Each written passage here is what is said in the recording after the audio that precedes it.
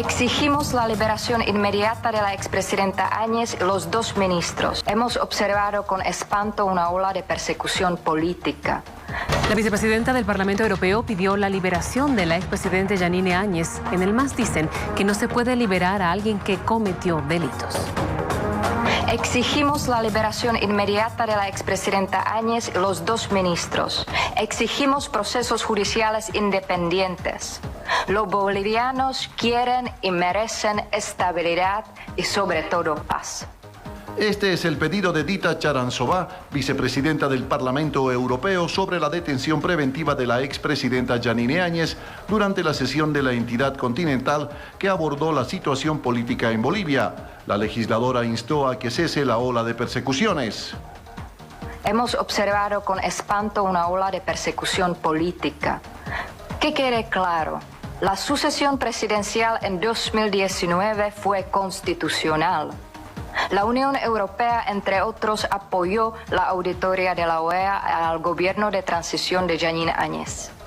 Con la falsa excusa de un golpe del Estado, el gobierno de Luis Arce justifica la persecución política, abusa del aparato judicial, socavando el poco Estado de Derecho que aún queda. Aquella posición fue expresada la mañana de este jueves. Poco después, en La Paz, el oficialista Patricio Mendoza dijo que no se puede liberar a una persona que cometió delitos. Alguien tiene que ser responsable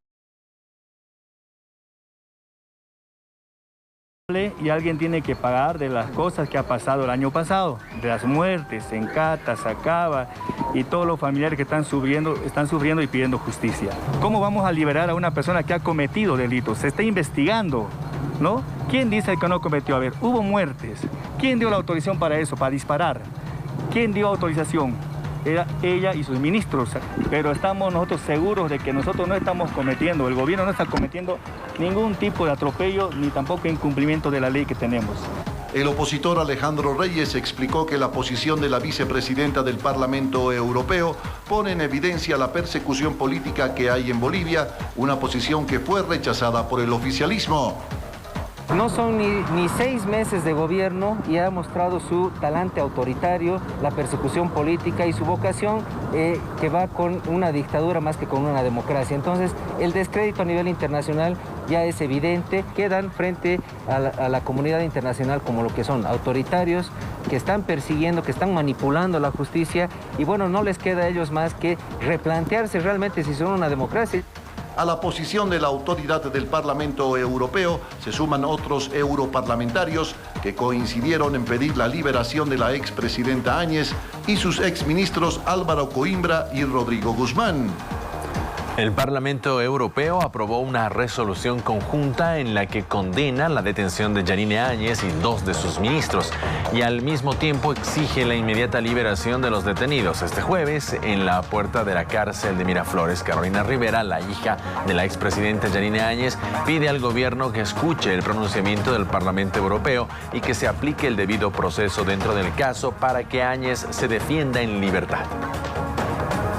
La declaración es clara para Europa, para el mundo en general y lógicamente para la mayoría de los bolivianos. La sucesión de mi madre Jeanine Áñez es constitucional. La justicia boliviana, como corresponde, tiene que actuar de forma imparcial y objetiva, respetando el debido proceso y que mi madre se pueda defender en libertad, como corresponde. Tras el pronunciamiento del Parlamento Europeo que pide la liberación de la expresidenta Jeanine Áñez, el MAS invita a los europarlamentarios al país a constatar que no existe vulneración a los derechos humanos. Este jueves el Parlamento Europeo emitió un pronunciamiento en el que señala que el 2019 no existió golpe de Estado en Bolivia y pidió que se impulse la reforma de la justicia para frenar la persecución política. Desde La Paz, la bancada del MAS invita al país a los europarlamentarios para que verifiquen la situación de los derechos humanos. Nosotros, como parlamentarios, les hacemos la invitación extensiva a los parlamentarios europeos que puedan venir, a los 705 diputados que componen prácticamente el Parlamento Europeo, que puedan verificar y, claro, las relaciones va a ser a través de nuestra Cancillería pero nosotros también acá manifestamos que en nuestro país no existe vulneración de derechos, más bien también estamos haciendo seguimiento a los diferentes casos que acontecieron en la gestión 2019-2020. La bancada de Comunidad Ciudadana asegura que el pronunciamiento ratifica la persecución como una política del gobierno a los opositores y alertó que Bolivia podría quedar aislada si no se toman en cuenta las resoluciones que recomienda dicho parlamento.